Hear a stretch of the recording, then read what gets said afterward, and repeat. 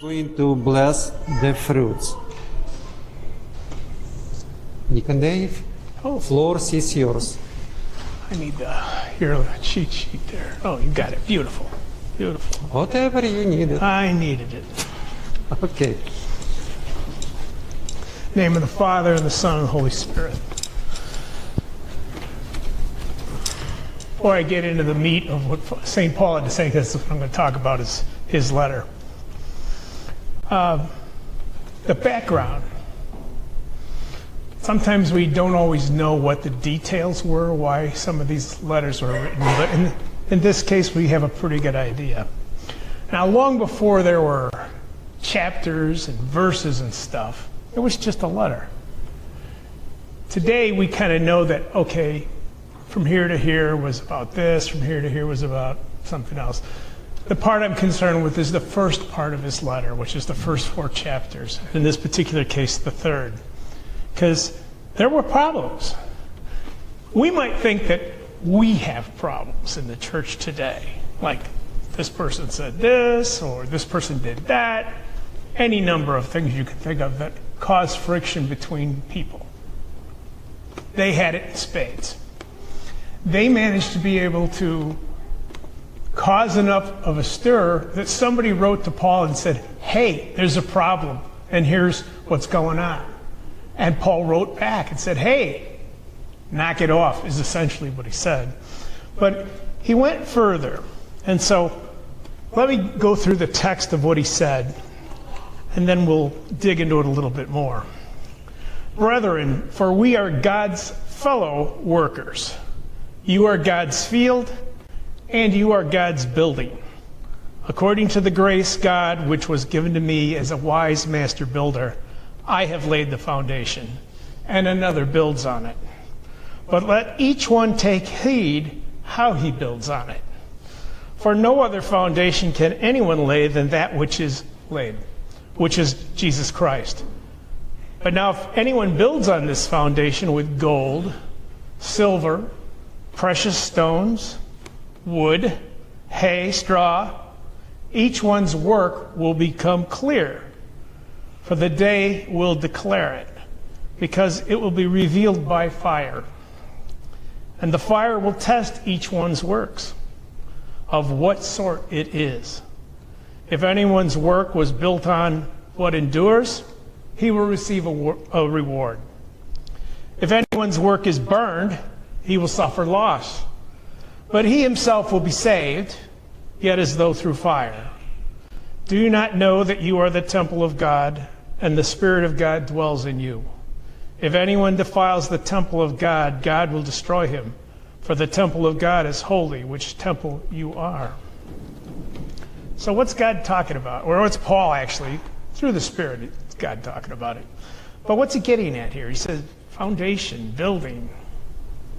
You know, what is that all about? He said it's built on Christ, but then we're going to add to, he said we add to that, which is basically how we go about living our lives and working for the benefit of the kingdom. So is what we're doing, is it gold? Is it silver? Is it precious stones? Of what worth is that? Those things are pretty important to us, and we value them. Or are we using wood, straw, hay, not such great building materials? And which of these ones that we've just said survive fire? Well, I think the wood and the hay and the straw come out pretty short. There's nothing left. Nothing's going to come out of that. But out of the others, there'll still be precious stones, gold and silver. Those things will last. But what are those things? Those are your building materials that you put into the equation. So when you speak, is it gold or is it straw? What are you doing? Because with the tongue, you are building. Maybe not in an obvious way, but when you do what you if what you say is flippant, that's not very gold-like or silver-like. That's more like straw, and it's going to burn. So you don't want to, you want to be careful what you say and how you say it. So always try to keep that in the back of your mind. And it's not only with just yourself, it's you interacting with your fellow believers.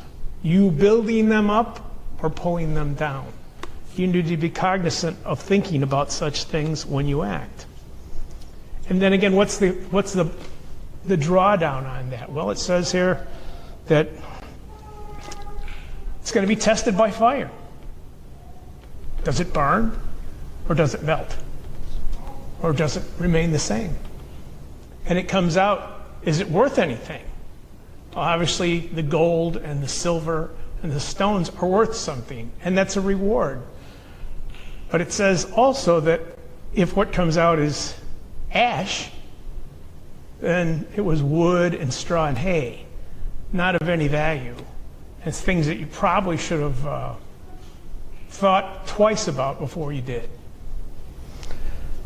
It is, as Leslie says, you yourself will be saved, but as one gone through fire, as one singed is another version of it that I've heard. We need to think about stuff like that all the time. Now, it's easy to forget it. I mean, this is sort of more for guys than for the girls, because the girls kind of get this already. You've all seen buffaloes in the news lately. You saw that one guy try to get away from a buffalo, and it got him, and it must have thrown him 8 feet in the air. He's lucky to be alive, that the thing picked him up and threw him. So buffaloes are pretty rough and tumble sorts of critters. Well, there are buffaloes and there are butterflies when it also comes to people. There are people, you could say anything to them and it just, nothing. And there are other people you could say the smallest thing to and it crushes them. So it's sort of like if you stood back and you picked up a rock and you threw it at a buffalo probably wouldn't even notice that you did anything. But if you take that same rock and you throw it at a butterfly, they're crushed.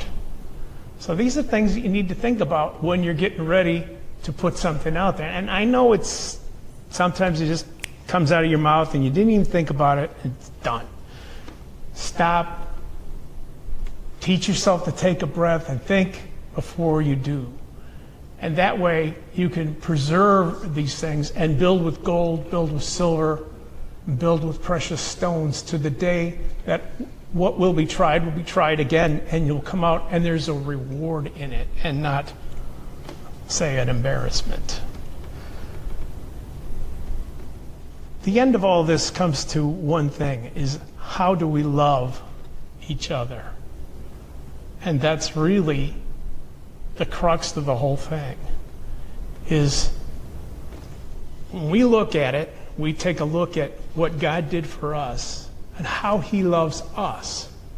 And that's done so unconditionally.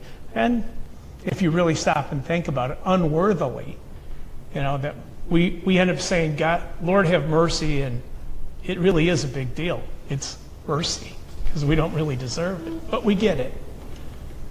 So in that sense, always pause and then speak when you're getting ready to communicate. Doesn't matter who it's with, just always pause. Think about those things.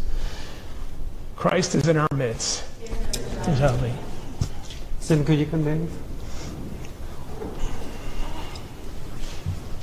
We are having people who celebrate their birthday. It's Danilo on today August 2nd, Alex on August 3rd, Alexis on August 5th, Elizabeth on August 7th, and Sevasti on August 8th. And we have anniversary for Sophia and Zachary on August 4th. A whole bunch of them. Please stand up. Grant, O Lord, a prosperous and peaceful life, health, safety, salvation, and the furtherance of all good things,